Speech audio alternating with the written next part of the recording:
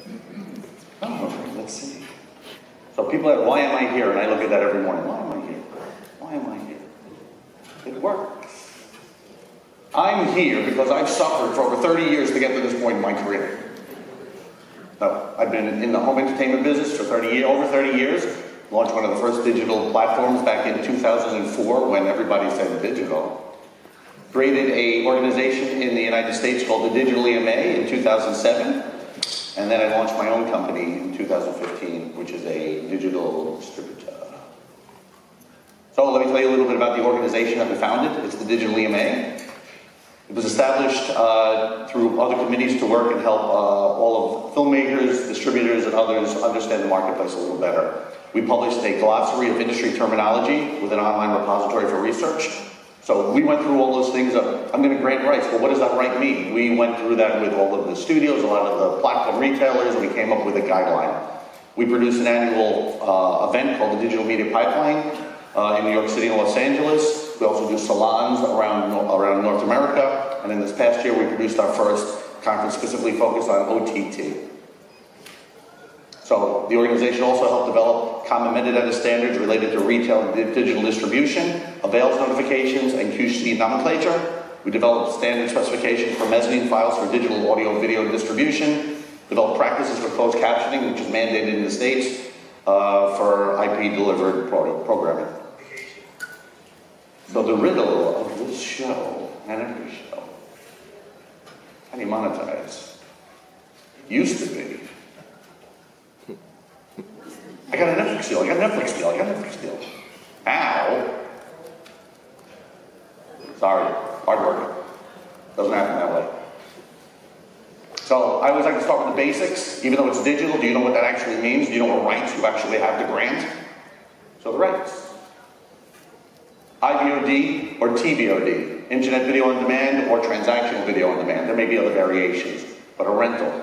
Someone rents it for 48 hours, they pay a certain price, they have 30 days to watch it, money there. EST, electronic sell-through, like purchasing a DVD. You own it, supposedly. SVOD, not streaming, SVOD, subscription video on demand. So you would pay a monthly fee, you would get access to titles that are on the platform, there you go. Then the new kid on the block, which has been around for a while, but really showing its strength now, AVOD, advertised video on demand. So, and I know within the region, that's the big guy. That's the monster coming into everyone's homes. So, you gotta be aware of your digital rights. I know a lot of companies and friends that will go, I got a license deal, I got a license deal. What rights did you grant them? All.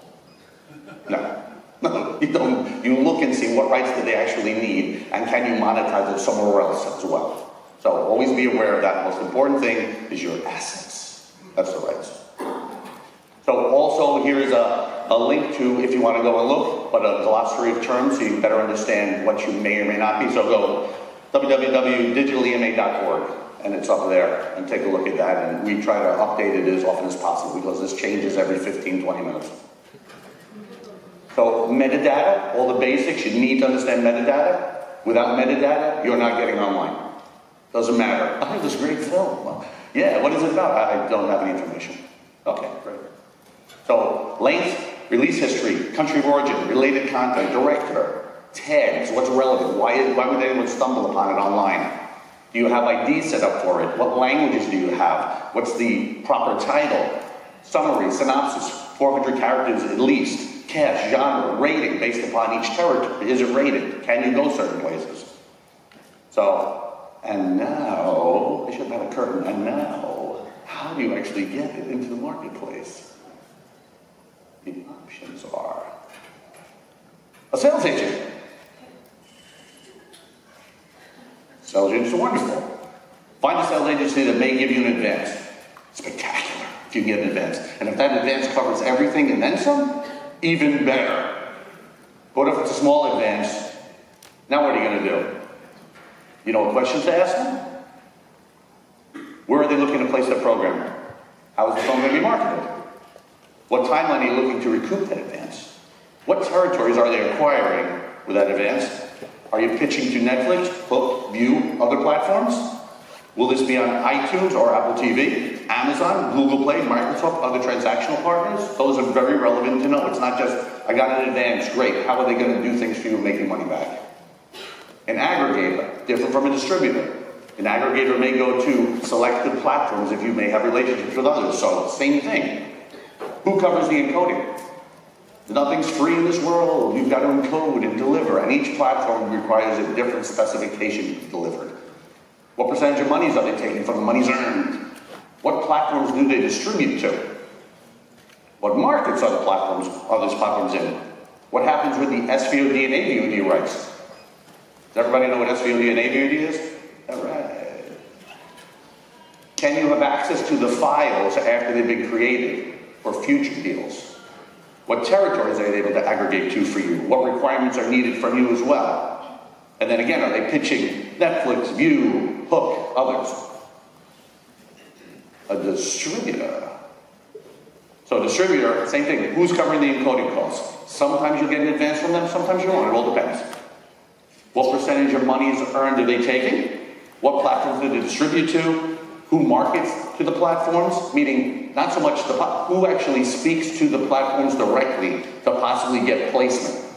The riddle of the digital world is placement, eyeballs. If you're able to get placement on a platform, more eyes are able to see it, the more money you possibly can generate. If you're lost into the bundle of the endless shelf space, because that's digital. It's an endless shelf space. Yeah, there's a reason they say end. It's an endless shelf space. It's at the end. So, do you work closely with filmmakers? Do you window the release? Meaning, are you putting it all out on every type of offering immediately, or are you windowing stuff that you may go transactional a certain way? Do you go early EST? Or are you going to a subscription site? Are you waiting for AVOD? All those little things to elongate the value of your film, or your TV show, or your film. What happens when 18 months comes up? Are they going to forget about it and move on because they've got new stuff, or are they still working the titles for you? So you've got to look at that. Again, can you have access to the files? The most important thing. What territory is able to aggregate and distribute to? What requirements? And again, are they pitching to Netflix, View, Hook, all the other platforms? But it's digital, and I can self-distribute. That's the dream of digital. Yeah, okay, sure. Can you work directly with most platforms? No. Can you speak directly with Netflix, Hook, View app? No. Can you deliver the film directly to the digital platform in their portal? No. Can you market the film yourself? Yes. Yes, you can. Do you have time to focus on all this while creating more projects? Absolutely not.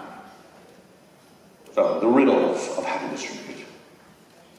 All right, so regardless of what you're trying to do, what's your job? We brought it up the other day on the panel. It's to seed. Search, examine, entice, and deliver. You're creating a program. Who's your audience? Do you know who your audience is?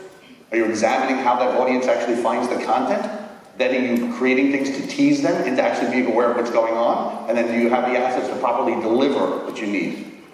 So, again, are you thinking about this when you're creating things? Are you creating teaser segments, behind-the-scenes footage, little things that you can get out social media-wise to just get the awareness going?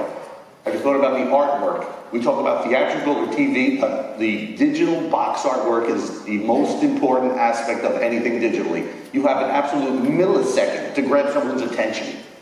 If that box art is not attractive, they'll pass by you and you're gone. So the most important thing, it could be color backdrop, you know, what the photo is, but the most important thing, and a lot of people don't give it enough credit. So, and then again, what are you thinking about in 2 years? It's come out, it's released, great. Okay, do you have a plan in 2 years? Is there an anniversary of something? Is there something relevant about the storyline that you've done? Is there, if it's a TV show, are there certain characters that are now being on a new show? Do they come from something from syndication? So again, who's your audience? Where is your audience? Is your audience here? Is your audience in the Philippines? Is your audience in Canada? Is your audience in India? Where is your audience? And then, again, how do they find out subjects about what you're doing? How do they know? You seed it. Just get things out. It's not hard, but it's managing your time early enough. Social media, always important. Facebook, YouTube, Snapchat, Instagram, Twitter, LinkedIn, Vine, Dailymotion even. Do people know what Dailymotion is? Dailymotion was YouTube before there was YouTube, still around. So they're there, utilize them. So artwork, again, you want I want them to catch the eye, catch the eye, catch the eye. Oh, what is that? That looks interesting. Let me stop. They may or may not watch, but you want them to stop. You got to get them to stop. Big screen. What if you're on a tablet? What if you're on a phone? Still, $1 million. TV episodic. They're just, you know what it is. You know what the story is. That's what it is. Very, very, very important. So, in the budgeting time, part of it is creation of assets art. All right, so again, within this digital world, you think about the life cycle, the windows. I know windows is like a bad word sometimes. We don't window, yes, you do, you window. So, what works? We know that horror has a lifespan. If it's a decent horror film, no matter where, for most parts. If it's a good horror film, it's a good horror film. They have a limited lifespan, but there's a life. Documentaries with built-in powerful stories. We know that if the subject resonates, it's there. High-quality dramas. They do. Good drama, it will go. Romantic comedies. We know that works, but it's got to have known actors. And not an A-list, but it could be a B actor or somebody who is now later in their career, but somebody of a name. And then validated, feel-good, family, or, faith-based films. These work. We know that works. So when you create it. So the unknown story, because everyone's into SVOD and AVOD, is the EST transaction world. So this just in the US alone, and I know it's tough around most of the world, but in the US alone, it's still almost a $2 billion business. Do you really want to give up your piece of that puzzle? No. So that's why the rights are so important. Instead of just granting somebody all of their rights, you keep part of those rights, because what if you were to find $10,000 or $15,000, or $20,000 or $30,000 or $70,000? That's $70,000 more you had than you didn't, because you didn't keep those rights. All those little things for filmmakers, creators are so important. So I always like to put this in just, what the approximate SVOD reach is right now. So, Latin America is coming, North America is the largest. We know that the Asia Pacific is growing tremendously, and we know Western Europe is actually growing as well, so. And then, but projected subscribers, and this is always a wild card. With Netflix, and this is a little like 24 million, Amazon 17 within the region, Ichi, Tencent, Yoku are, within the Chinese market, just killing it. And here comes the fun part. All right. So your film is out in the marketplace, on platforms. How are people going to watch it? I know here we have the mobile solution, which is how it is, but things progress and change. And everyone says it doesn't. Things do progress. So we're all familiar with the Xbox gaming platform. Well, you can watch movies there. Smart TVs, you can watch them there. Amazon Fire TV, which is starting to spread throughout the world. Roku, which I don't know if people are familiar with Roku. Blu-ray players, which aren't as prevalent here, but that was the first true enabled device in order for people to stream. The Apple TV. You've got tablets. Then you've got phones. Then you've got the new players coming. Android TV. Those boxes are coming up. You've got the Chromecast stick. Legacy. You have an older TV, HDMI. It's not a smart TV. Well, you can get a Chromecast. You can go right from your phone right to your TV. Chromecast stick. The new guy in the block is a Roku. It's a Roku stick. They have boxes and everything. It's a stick that you put into your TV. A remote that actually has specific buttons identified to certain platforms. So that'll change probably based upon the region. But you don't have to think about it. It's like a channel selector. Boom, I'm right there. I mean, easy technologies. Instead of having to go and spend, I've got to buy a TV. It's another $500. Well, I have a TV. Well, what's that? That's about $40. Now you have a smart TV. How beautiful. So, Amazon Fire TV, they have about 37 million active users worldwide. A lot of different manufacturers are working with them, and they have multiple variations of how to actually get product to the TV within the Amazon storefront. Then Roku, and do people know I always like to explain the history of Roku. Roku and Netflix were together in the beginning days, and the first time Netflix came out was through a Roku box. It was this square brick box, first interface. And so because of Netflix and because of Roku, they exist. And now Roku has become the leader in the marketplace of those over-the-top set-top boxes. So, and they're working with so many manufacturers now that they've embedded and created TVs. So just last week in the UK, Hisense released their first Roku Smart TV. So they're not creating their own system, they're using the Roku backend. So what does that mean? So smartphones, about 2 million plus apps on smartphones for you to go navigate through. Roku, over 3,000 different channels. Roku. How? Where do they fit? How does it get in there? So, Tubi, this is the flavor of this year. We hear everything, but the AVOD flavor of the year within North America is a company called Tubi TV. They've been around for 5 or 6 years. They are all ad support, and this past year they have kind of exploded onto the scene. They just launched in Australia and New Zealand. They've announced that they may be doing a European expansion, so who knows, but they are really all in AVOD, a lot of support from all the studios and expansion minded, and they have over 29 million, installs of active users. So, how do you monetize? Brutal competition, costs are very high, aggregation is imperative. So, I always like to go through top US platforms, Hoopla, public libraries. I'm going to my library, I want to rent the DVD. No, how about you just get a movie and watch it? That's Hoopla. Google Play stores worldwide, transactional. Hulu, one of the first companies out there, started in AVOD, now SVOD, part of Disney. YouTube, the mothership of them all. We wouldn't be standing here without YouTube.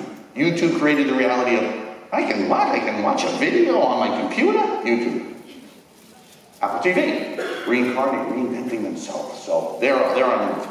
Amazon Prime is the big one. Netflix, of course. Xfinity, which is Comcast, which is part of Sky, all of that. PlayStation, Sony, leader right there. Microsoft, around the world as well. Fandango now, and Tubi. This is just a sampling of the types of platforms that are on the Roku and around there. All the different types of content offering. Shudder, Horror, Stars, which is first-rate TV. Hulu, Stir, which is a linear digital stream. Fandango, which is Spanish language. Watch Free Flicks. I wonder what they give. Watch Free Flicks. Google Play, the Roku channel. Now, Roku has become their own separate AVOD channel. That's new. PureFlix, which is faith-based family, good value offering. Screenbox, Horror, Steam. We know the gaming platform, Steam. Animation, Pluto TV. Have people heard about Pluto TV and Viacom? Viacom purchased this company, Pluto TV. They have now hundreds of linear digital channels that are free, and they're making a play. Crackle Plus, which was Crackle, owned by Sony, which is now owned by another company. Zumo, which is another linear digital streaming. BritBox, Canopy, more TV. Sundance, Bamboo, Chinese language, Brown Sugar, Irvin, Tribeca Shortlist, Asian Crush, Crunchyroll, Feel, and Popcorn Flicks, Overdrive, and it just goes on and on and on. And this is in the States now, and it seems like every week there's more popping up.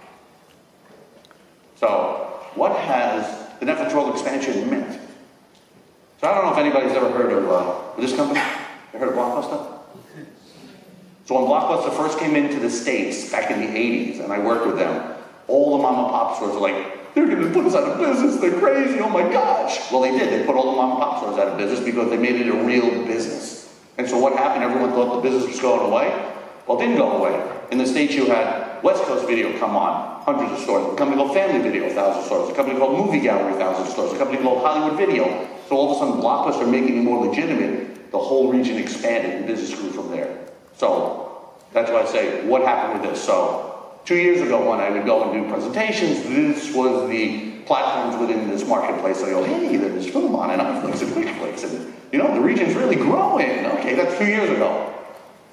Now, Catch Play, Rakuten Viki, Voot, Dim Sum, iFlix, Movie Now out of New Zealand, Hook, Hotstar. Oh, let's keep going. DocuPay, Watch Play, Stan, View, Foxtel, QuickFlix. Oh, let's keep going. Genflix, Ojala, Blind TV, Movie. I mean, how wonderful. Right? Why is that? Because Netflix decided to expand in 2016. I don't know if people remember, at CES, they made a giant announcement. They launched in 130 different countries immediately. They turned it on. Well, that put the challenge to everybody, which is what you want. You want the creative people to go, you know what, if they can do it, why can't I? And so that's the beauty of what happened. They are the catalyst for growth in Asia, in Europe, in Latin America, and you needed somebody. So you needed that kick, and they were the kick. And they're doing what they do, but in the long run, it'll be good for everybody in the business. But I know most didn't go to medical school, but you have to have patience. That's just how it is. You need patience in order to go through here. So, and then in China, of course, we got Tencent, Ichi, Yoku. They're just, massive. And then, so we talked about that with the Asian market. Like, what about these guys? These are here also. Google Play's here, Amazon is here, Microsoft is here, YouTube, Apple TV is here, Netflix, PlayStation. So on top of those 3 slides, we now have this as well. So there's no business. There's, you know, I don't even know why we're talking about this. The business is almost done. Why? And then, I forgot about these guys.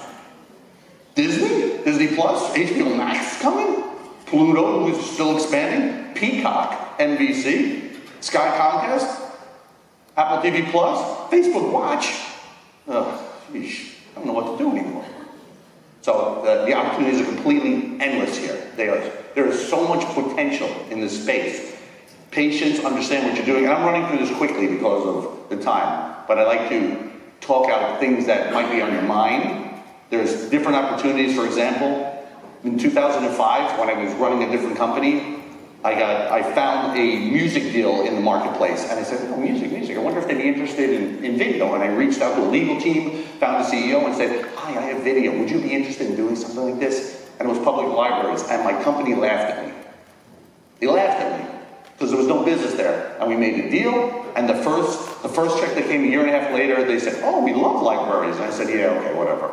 But it's forward thinking, gut. Data is wonderful. We love data, but you need to use your gut as well. If you've been doing the business long enough, you know what consumers like. You know what it takes to go out there. You look at platforms. Just because there's a platform doesn't mean you need to work with them. You need to look and see, are they a platform for you? Are they a partner for you? If it's a sales agent or a distributor, are they partners? I look at that very honestly. It's like, are they here to help us grow the business? Or are they here for a quick buck? And if it's someone here that wants to help grow the business, then you want to support them, good or bad. You want to take a chance. It's not a one-dimensional unless you are, but bigger picture. There's so much opportunity coming into the space. Buses. We know that in Europe, trains are now looking at licensing content. So who's looking at that? We know the airline business is doing that. We know that cabs, taxis, those are looking at it. They want short form. They're looking for content. They want people, what can you do? Well, I'm sitting in a cab for 20 minutes. What am I going to watch? Well, motion sickness is one of those things when I think about that with a cab. Oh, that was really good. That was really good. So I don't know about that with motion sickness, but there's all these various opportunities that are out there. So the whole thing is, there's money, there's flexibility. It went very quickly. I have a lot of time left. I didn't think I was going to go that quickly. But the marketplace is growing. It's never been a better time to be in the business. This is the ultimate dream of entertainment. No inventory, no costs. DVD world was, well, I've got costs, I've got to manufacture, it's got to be there, we've got to have a percentage set up. That's not this. This is, you're creating a film or a TV show. You're encoding the assets. You're giving it somewhere to be delivered. That's the asset. Oh, I'll rent it. Great. It's a file that's being delivered to them. What a wonderful time. What a great time to be in this business. So, I didn't want any questions sent up there. I'd rather have questions from you guys, so we can actually see what's on your mind, what thoughts you're thinking of, what opportunities you're maybe passing on, and what's going on. I'm here to learn from you guys as much as I want you guys to know from me as well. I've been coming into the marketplace for almost 5 years now. I've watched it grow. I know there's a lot of growth still coming ahead of us. And so, in this sense, you guys are the experts. I'm just the one who's actually seen all of the inner workings of how platforms work and what they're looking at contract-wise, and what offerings are looking at, and what consumers actually look to embrace and how they embrace things. So with that, do we have any questions? No. No. No. Come on, there's got to be something here. Really. No questions. Ukraine. Thank you. See, I got some people here already. Yeah. So, my question is whether there is, what would be your recommendation, whether we should split, let's say, the sale agents or distributors covering different regions or covering different types of rights. So, I mean, should we go regionally or should we go by some types of rights? The issue is that the question I am often asked as a seller is, we could cover TWOT and EST. That's it. Please move ahead.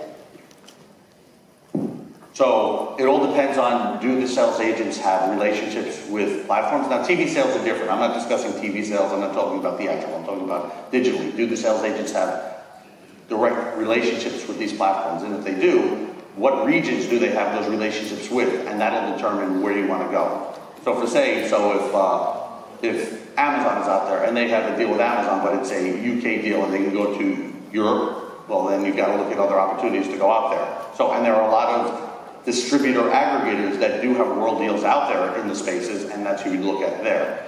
The Netflix licensing, could be Showtime, could be HBO Max, HBO Plus, all of that, that's a different scenario. Some have very good strength in that, some do not. And you've got to look at, first off, is the film worth getting a license deal? I know everybody thinks everything's worth a license deal. It doesn't necessarily mean that it is worth a license deal. A lot of companies are pushing back towards not licensing and actually getting it on a platform and then helping you promote, and they will actually subsidize promote as well. So you've got to look at the strength of it. Was there a theatrical release of it? You know, is there awareness there? Is there a marketing play? It's all of those basics that the platforms now look at in order to embrace the title to put it in the marketplace.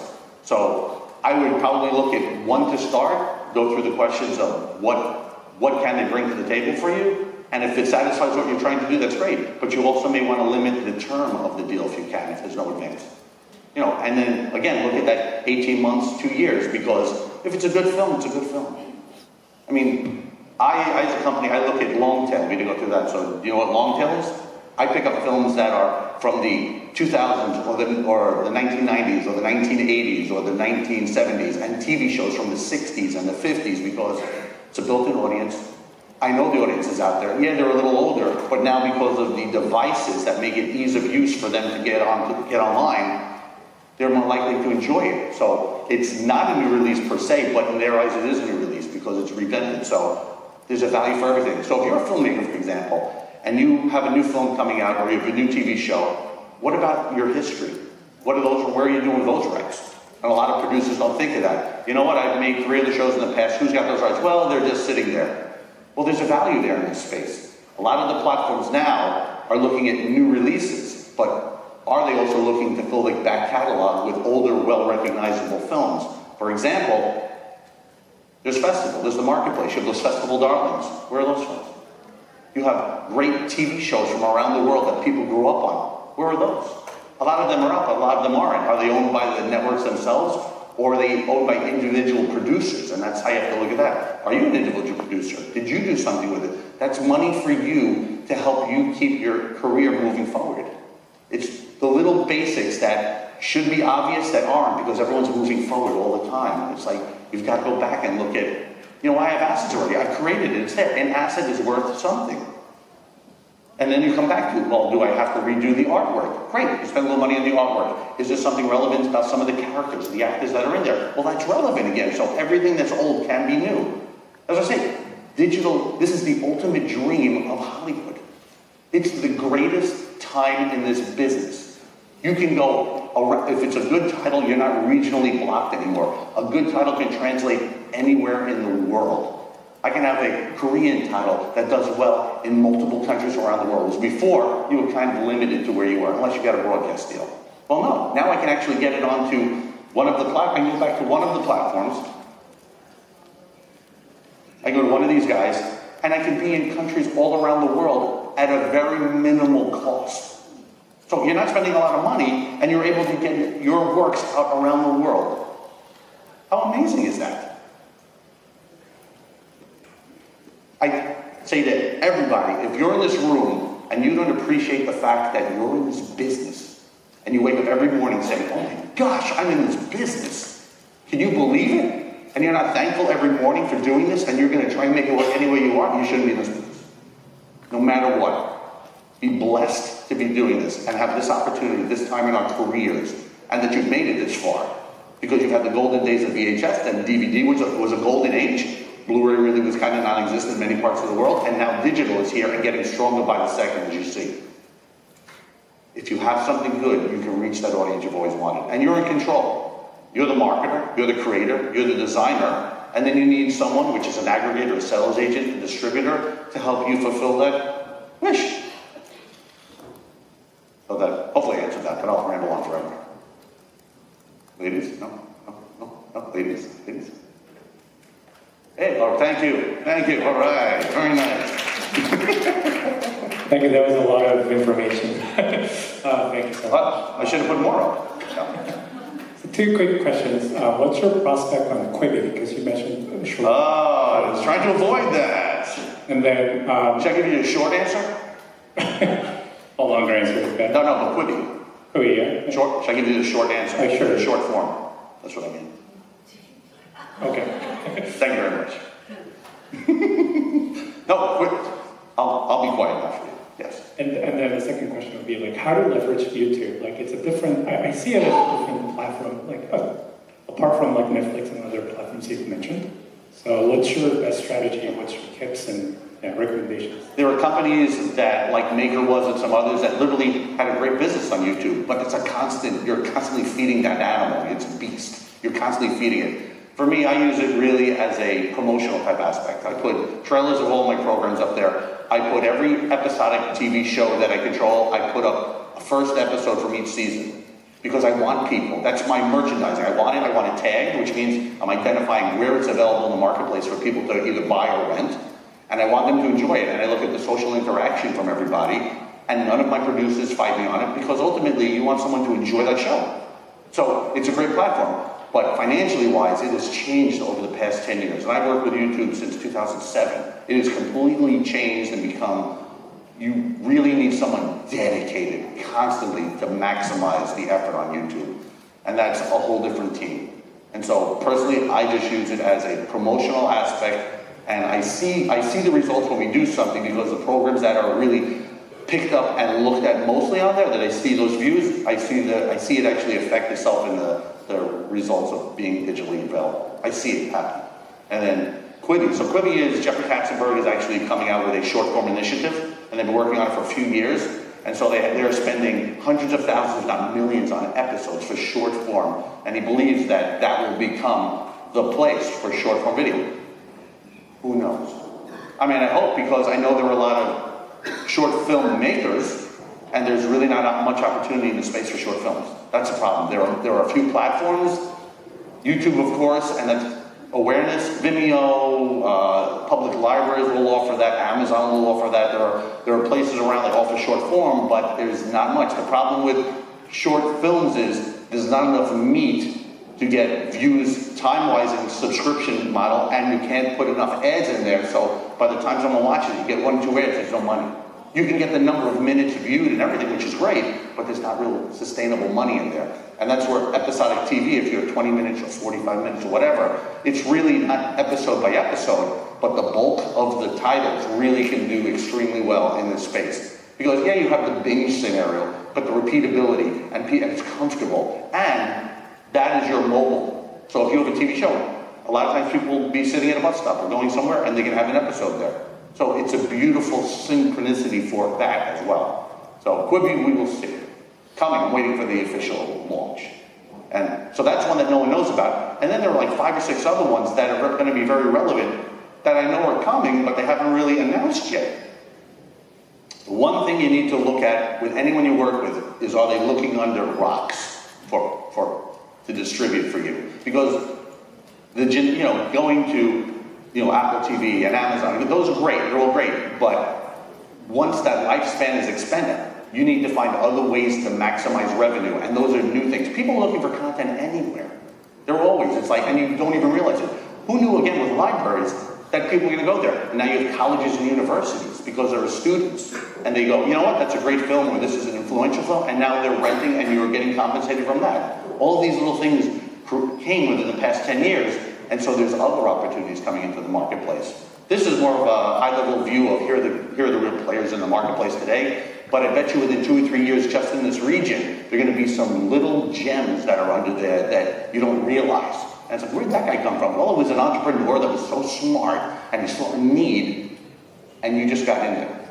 And your whole thing is, everyone goes, there's no money in digital. There's no money. It's digital pennies. They're digital dimes. Well, you know what? 10 dimes make $1. And that's what it is. you're not going to get rich on one platform. It just doesn't happen. You need to be out there, you need to manage the content, your partners need to do that, and if it's the right thing, it starts to pool up, there's real, money for you to actually go out and subsidize all of the other great things you're doing, which is the theatrical and doing broadcast deals and others. So digital is a complete complement to what the whole ecosystem is. There's no end of end all, this is it, we're going to make a career. That's my career. No, there's none of that. This is an additive amount to what's going on. Now, in 5 or 6 years, who knows? You know what? The world may change again because we don't know about consolidation, new platforms, and within this region itself, will there be something that actually pops, that everybody goes? Whereas YouTube popped and Netflix popped, is there something here regionally that will just blow the socks off of everybody? And they'll go like, wow, I gotta be on there. Then you gotta look at age. Is it youth or is it older? Where are the demographics? What are the age? I mean, all of that stuff is so relevant from the time perspective of anybody being able to do things. So all of those, it's not just putting a film out and hoping something comes out, or I have this TV show. You're fighting against time with everyone else. Are they playing games? Are they, not so much outdoor activities, but there's gamers, and there's, work that has to be done, and there's social interaction, and then there's watching films and TV shows. What part of that can you get their attention for? The other is when you're out in the marketplace, who's helping you promote? A lot of these platforms out there are wonderful where they will actually be promoting titles for you, whether it's we're selling it for €9 or €14. Well, is it all there, or is it going to reduce it, or is it going to be in promotional aspects where there's a rental price, an aggressive rental price, an aggressive sale price? All of those little things create more bundles and powers. It's not just putting it up and walking away. So it's another question for who you work with is how are they going to maximize the revenue and work with you in merchandising and marketing? And just be aware of all the opportunities out there. It's a moving target, the whole industry-wise. And I know you can't absorb all of it in 1 second, but it's just aware of little things. So the questions I put up were just as a guidance, but there's so much more to the questions when you find that a company really are comfortable with you want to work with, which is the ultimate goal. There's not one is better than the other. It's just what fits your need at the time. Thank you for quipping. No? Oh, ladies. I do that. Anybody else? Anybody else? Nobody? I didn't talk loud enough?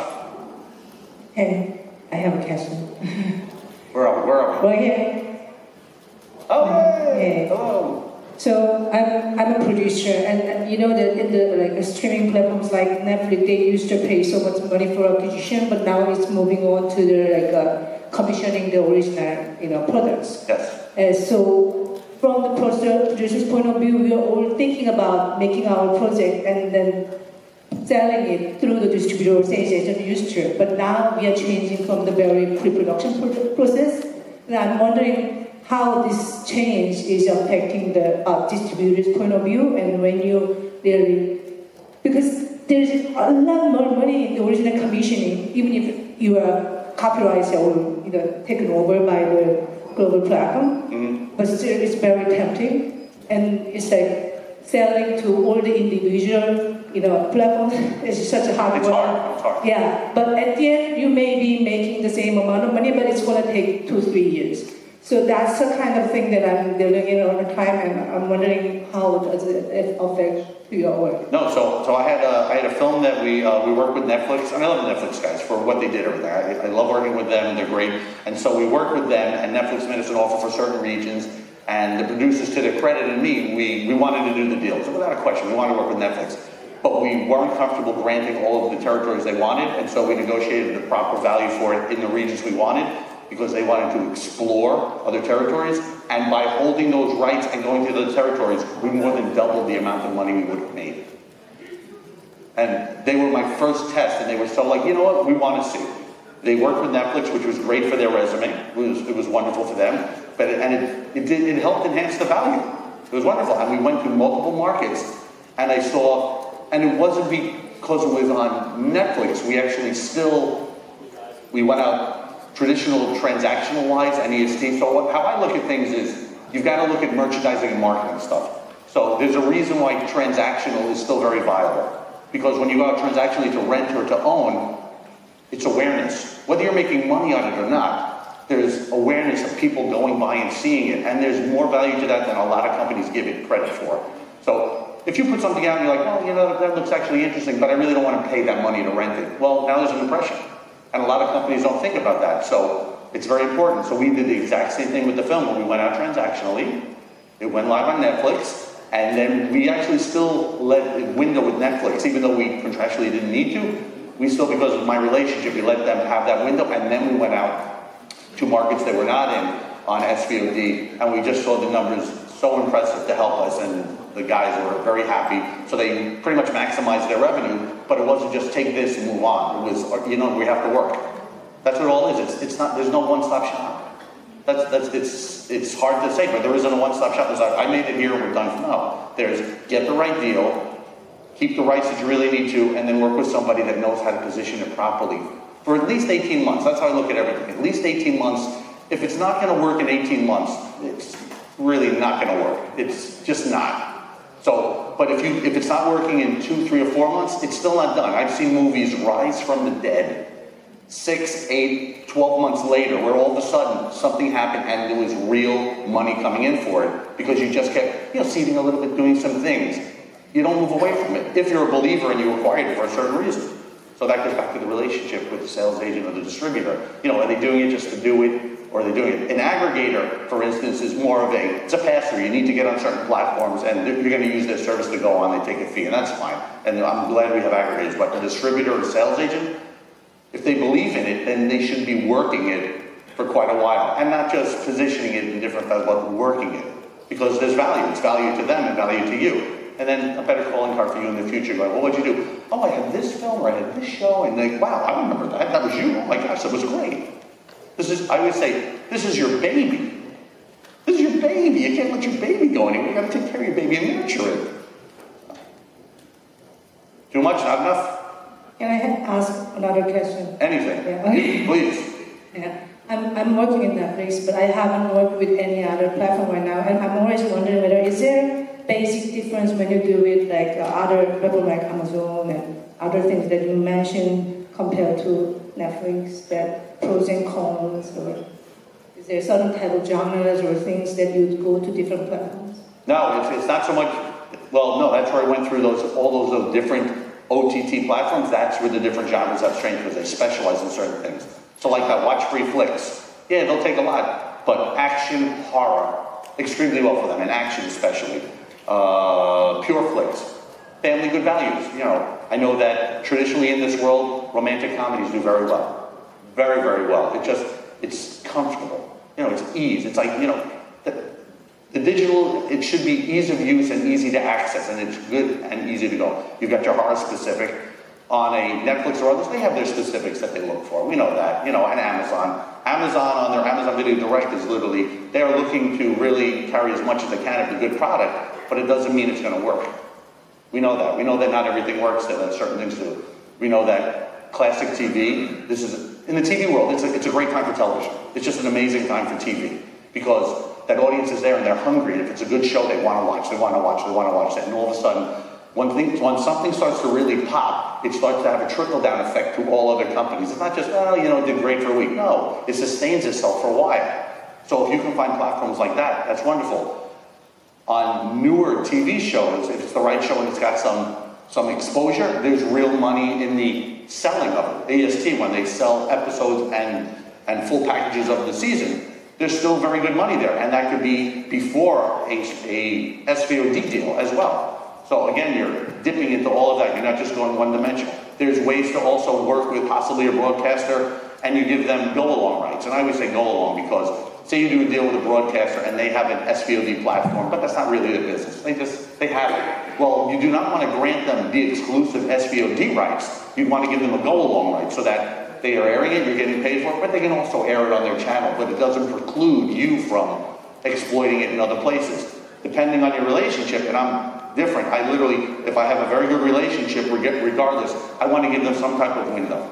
Just as like, I'm very big into the relationship side. You're my guy, you're taking care of me. You know what, I do want to give you some type of little window, but I do not want you blocking me from going out to other platforms. That's not good for either of our relationships. So it's all those little things. You don't you don't say yes to everything immediately. You got to say no, and then you find a happy medium so that you can maximize your value because, again, there are so many opportunities out there, and everyone's different. There are so many, and that's just today. Come back next year, how many more will be here, and how many more ones will be just in North America? It's amazing. And 5 years ago, yeah, there were a few. And there was decent money, but it was the big guys, really, where all of the real money was coming in. Now you've got the smaller players where those digital dumplings are really starting to add up. It's amazing time, but it's hard, and you've got to navigate. It all goes back from, do you have a decent program? Has it been encoded properly? Again, to that. Do you have your metadata done? How is the art? All those basics start with everything. If you don't have those basics in, forget about everything I said. Forget it, it's over.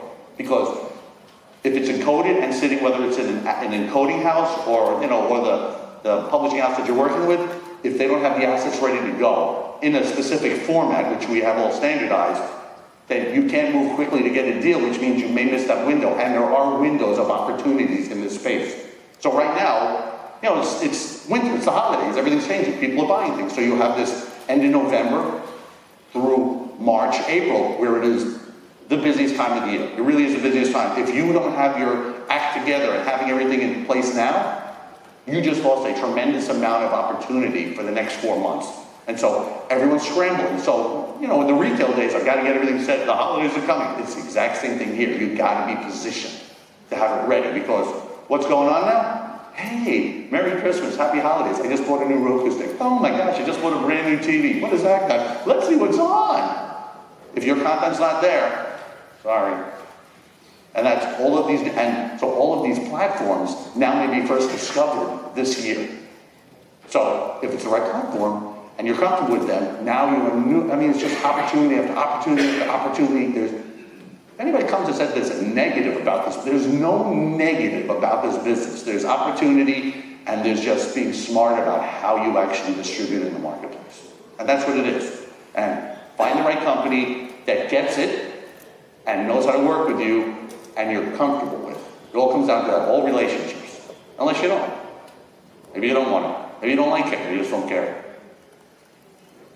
Thank you. Maybe the speakers. We had 4. Any more? And we made it. So thank you. Thank you.